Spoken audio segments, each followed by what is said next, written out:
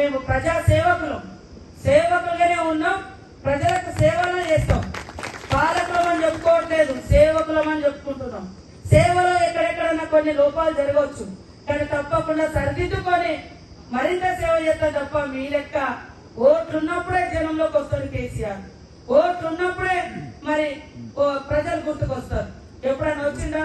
ఇన్ని రోజులకు ఇవాళ కరువు అని బయటకు వచ్చింది. కరువు గతంలో కూడా ఉంది, వర్షాలు పడక పంటలు వెళ్ళిపోయినటువంటి పరిస్థితి ఉంది. ఇవాళ హరీష్ రావు అంటాడు మీరు రుణమాఫీ చేయకుంటే రాజీనామా చేస్తారా? హరీష్ రావు, ఇవాళ నీ మామకు నువ్వొక ఏక్నాథ్ షిండే లాగా 2018లో ఇవాళ పనిచేసినామని నీకు కొన్ని నెలల దాకా నీకు మంత్రి పదవి ఇయ్యలే. ఎంతసేపు పదవి మీద తప్ప ప్రజల మీద నీకు ధ్యాస లేదు. మా రేవంత్ రెడ్డి గారు చెప్పారు మేము ఇస్తాం ఆగస్టు 15 వరకు రుణమాఫీ చేస్తామని. ఇలా మీరు 10 ఏళ్ల దాకా మరి మొత్తం ఎందుకు చేయలేదు? రుణమాఫీ చేసిరా? చేసి ఉంటే ఈ 30,000 ఎందుకు ఉండేటి? మేము వచ్చిన 3 నెలలనే అయినాయి కాదు కదా ఈ యొక్క రుణాలు. మీరు చేత కాక మీరు చెప్పిరు, చేయలేదు.